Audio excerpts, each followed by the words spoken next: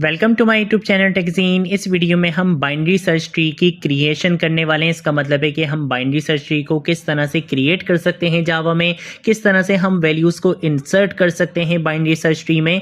ये चीज़ आज हम इस वीडियो में कवर करने वाले हैं। अगर आपने अभी तक इस प्लेलिस्ट को एक्सेस नहीं किया है तो भाई जल्दी से इस प्लेलिस्ट को एक्सेस कर लो, ज़्यादा से ज़्यादा शेयर करो, क्योंकि यहाँ पर आपको डीएसए बिल्कुल स्टार्टिंग से लेकर एंड तक सिखाया जा रहा है। ठीक है, मैं रिकमेंड करूँगा अगर आपने अभी तक लास्ट वीडियो नहीं देखी है जो कि हमारी बाइनरी सर्च ट्री के ऊपर थी, तो इस वीडियो को ज़रूर देख लेना, क्योंकि इस वीडियो में हमने बाइनरी सर्च ट्री को थ्योरेटिकली डिस्कस किया था। और आज की वीडियो और आगे आने वाली कुछ वीडियोस हमारी बाइनरी सर्च ट्री की प्रैक्टिकल इंप्लीमेंटेशन पर रहने वाली हैं। ठीक है, तो सबसे पहले हम बात करेंगे, आ जाते हैं यहाँ पे इंटेलिज आइडिया में। यहाँ पर सोर्स डायरेक्टरी में आके मैं न्यू पर क्लिक करूंगा, एक न्यू जावा क्लास क्रिएट करूंगा और इस न्यू जावा क्लास का नाम मैं यहाँ पे आके रख लूंगा बाइनरी सर्च ट्री।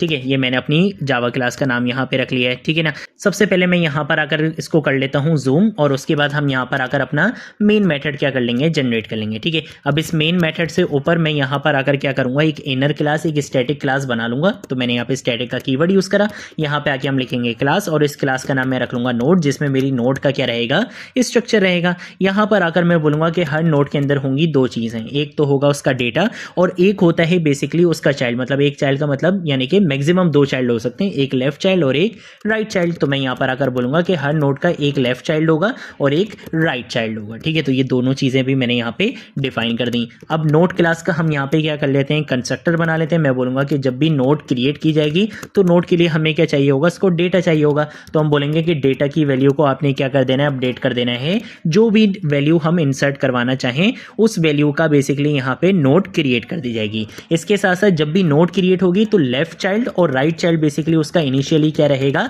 नल रहेगा। जब वैल्यूज आएंगी तब हम लेफ्ट और चाइल्ड में वैल्यूज को इंसर्ट करवाएंगे, बट जब इनिशियली कोई भी नोड बनेगी तो उसका लेफ्ट और राइट चाइल्ड क्या होगा, नल होगा। ठीक है, यहां तक काम करने के बाद अब हम क्या करेंगे, अपना रूट नोड बनाएंगे। तो मैंने यहाँ पे रूट नोड के लिए एक प्रॉपर्टी डिफाइन कर दी है। अब मैं क्या करूंगा, यहाँ पे बाइनरी सर्च ट्री का, ठीक है, तो मैं यहाँ पे बाइनरी सर्च ट्री लिखूंगा और मैं यहाँ पे बाइनरी सर्च ट्री का बेसिकली कंस्ट्रक्टर यहाँ पे कॉल कर पाऊंगा, जिससे बेसिकली मैंने क्या करना है, अपना ट्री क्रिएट करना है। तो मैं बोलूंगा कि भाई इनिशियली रूट क्या रहेगी, आपकी एम्प्टी रहेगी, कि भाई अभी आपका बाइनरी सर्च ट्री नहीं बना है, यानी कि बाइनरी सर्च ट्री में रूट की वैल्यू अभी क्या है, नल है, इनिशियली नल रहेगी। उसके बाद हम आकर यहाँ पे क्या करेंगे, एक हेल्पर मेथड बनाएंगे। ठीक है, तो मैंने यहाँ पे एक मेथड बना लिया इंसर्ट के नाम से, जो यूजर क्या करेगा, बेसिकली कॉल करवाएगा। और ये जो हेल्पर मेथड है ये आपके उस एक्चुअल मेथड को कॉल करवाएगा जिसका यूज करते हुए हम वैल्यूज को इंसर्ट करवाएंगे, जिसके अंदर हमारा मेन लॉजिक रहने वाली है बाइनरी सर्च ट्री की, जहां पे हम अपना वही रूल अप्लाई करेंगे कि जो आपकी वैल्यू होगी वो रूट से अगर छोटी हुई तो वो लेफ्ट साइड पे जाएगी, रूट से बड़ी हुई तो वो राइट साइड पे जाएगी। तो वो लॉजिक हम डिफरेंट फंक्शन में लिखेंगे, डिफरेंट मेथड में लिखेंगे, और ये मेथड वो होगा सिर्फ यूजर के कॉल कराने के लिए। ठीक है, तो यूजर बेसिकली इसको क्या देगा, एक वैल्यू देगा। तो हमने यहाँ पे आके लिख दिया कि तुम्हें पैरामीटर में क्या मिलेगी, एक वैल्यू मिलेगी। वो वैल्यू तुमने किसको दे देनी है, वो वैल्यू हम यहाँ पर आकर एक मेथड बनाएंगे इंसर्ट REC, यानी कि इंसर्ट रिकॉर्ड के नाम से, और इसको मैं क्या करवा दूंगा, पास करवा दूंगा। मैं बोलूंगा कि भाई जो भी करंट रूट होगी वो इसको पास करवाई जाएगी, और जो भी वैल्यू यूजर ऐड करवाना चाहेगा वो हम इसको पास करवा देंगे। ठीक है, तो ये सिर्फ और सिर्फ एक हेल्पर मेथड है जो यूजर क्या करेगा, कॉल करवाएगा कि भाई यूजर बोलेगा ये लो मेरी वैल्यू, इस वैल्यू को बाइनरी सर्च ट्री में ऐड करवा दो। अब उसको ऐड करवाने की जो प्रॉपर लॉजिक रहेगी वो हम इस मेथड के अंदर डिफाइन करेंगे। ठीक है, तो अब हम आ जाते हैं यहाँ पर आने के बाद मैं क्या करूंगा, मैं यहाँ पर आकर इसकी रिटर्न टाइप बताऊंगा कि ये आपको एक नोड रिटर्न करेगा, और मेरा मेथड किस नाम से होगा, इस नाम से मेरा मेथड होगा। ठीक है, ये मेथड लेगा आपसे दो चीजें, एक तो ये लेगा आपसे रूट वैल्यू। ठीक है, तो मैं यहाँ पर अगर बोलूंगा कि एक तो इसको चाहिए होगा रूट, और इसके साथ साथ एक इसको चाहिए होगा क्या, जिस वैल्यू को आपने ऐड करवाना है। तो वो वैल्यू मैंने यहाँ पे कुछ इस तरह से लिख दी है। ठीक है ना, तो ये मैंने मेथड यहाँ पे इस तरह से डिफाइन कर दिया। अब सबसे पहली कंडीशन क्या होगी, सबसे पहली कंडीशन ये होगी कि अगर रूट की वैल्यू नल है, इसका मतलब है कि आपका बाइनरी सर्च ट्री अभी एम्प्टी है। आप क्या करोगे, जो भी यूजर ने वैल्यू इंसर्ट करने के लिए कहा है आप उसकी नोड बना के रूट में ही क्या करवा दोगे, इसको स्टोर करवा दोगे, यानी कि रूट नोड बना दोगे। ठीक है, तो हम यहाँ पे कंडीशन लिखेंगे कि अगर रूट बेसिकली क्या है, आपका नल है, यानी कि रूट एम्प्टी है,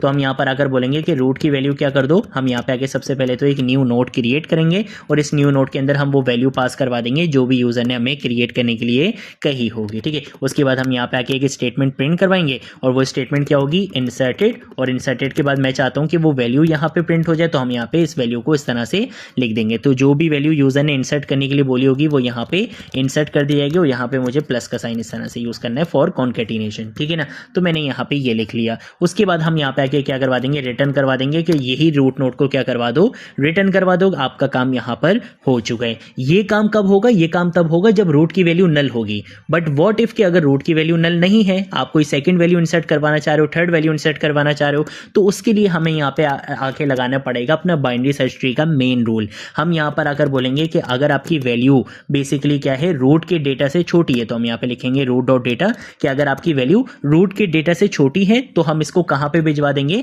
लेफ्ट साइड पे भिजवा देंगे। तो हम यहाँ पे लिखेंगे रूट डॉट लेफ्ट और हम बोलेंगे कि वहां पर जाकर तुमने क्या करना है, इंसर्ट करना है। और जब वहां पे जाके इंसर्ट करना होगा तो यही काम हम करेंगे, रूट डॉट लेफ्ट लिखेंगे ताकि ये लेफ्ट सब ट्री में जाके इंसर्ट करे। और किसको इंसर्ट करना है, उसी वैल्यू को इंसर्ट करना है। बेसिकली हम यहाँ पे रिकर्जन अप्लाई कर रहे हैं कि मेथड अपने आप को ही क्या कर रहे हैं, यहाँ पे कॉल करेगा कि ये लेफ्ट सब ट्री में भेज देगा वैल्यू लेके कि भाई लेफ्ट सब ट्री में जाओ, वहां पे जाके इस वैल्यू को इंसर्ट करवाओ। ठीक है, ये कब अप्लाई होगा, अगर आपकी वैल्यू रूट डेटा से छोटी होगी। लेकिन अगर वैल्यू आपकी रूट डेटा से बड़ी हुई तो उसके लिए हम यहाँ पर आएंगे, यहाँ पर आकर मैं क्या अप्लाई करूंगा, एल्स इफ की कंडीशन यहाँ पे मैं अप्लाई करूंगा। ठीक है, तो मैंने यहाँ पे लिख दिया एल्स इफ और यहाँ पे लिखूंगा कि अगर वैल्यू बड़ी है रूट डेटा से तो रूट के राइट साइड पे चले जाओ और इंसर्ट रिकॉर्ड में भी हम यहाँ पे रूट का राइट साइड वाला बेसिकली सब ट्री भेज देंगे और बोलेंगे कि इस वैल्यू को राइट साइड में इंसर्ट करवाना है। ठीक है, ये हो गया लेफ्ट और राइट के लिए। लेकिन अगर आपकी वैल्यू रूट से छोटी भी नहीं है, रूट से बड़ी भी नहीं है, ठीक है, और रूट के बराबर की तो हमें चाहिए ही नहीं, अगर आपकी वैल्यू रूट से बड़ी भी नहीं है, रूट से छोटी भी नहीं है, अगर आपकी वैल्यू रिपीट हो रही है तो उसके लिए हम यहाँ पे एल्स की कंडीशन लगाएंगे। ठीक है, कि अगर लेट सपोज आपने पहले 5 इंसर्ट करवा दिया, तब आप दोबारा 5 इंसर्ट करवाना चाह रहे हो तो मैं उसको स्किप करना चाहूंगा, मैं उसको इंसर्ट नहीं करूंगा दोबारा।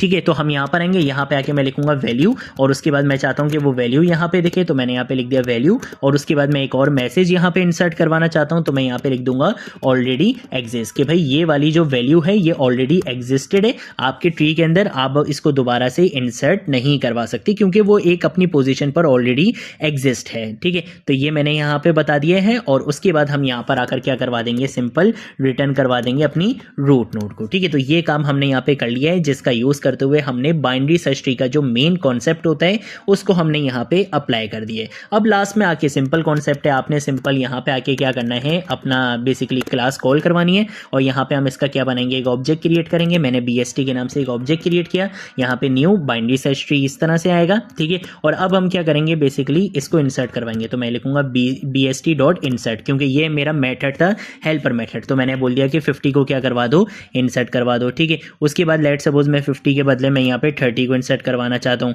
फिर 30 के बाद मैं लेट सपोज यहाँ पे 70 को इंसर्ट करवाना चाहता हूँ, फिर उसके बाद मैं यहाँ पे आके 20 को इंसर्ट करवाना चाहता हूँ, तो 20 लिख दिया। फिर उसके बाद अगर मैं 40 को इंसर्ट करवाना चाहता हूँ, उसके बाद अगर मैं 60 को इंसर्ट करवाना चाहता हूँ और उसके बाद अगर मैं 80 को इंसर्ट करवाना चाहता हूँ, तो ये सारी चीज़ें मैं कर सकता हूँ। ठीक है ना, तो ये सारी चीज़ें मैंने यहाँ पे कर ली हैं।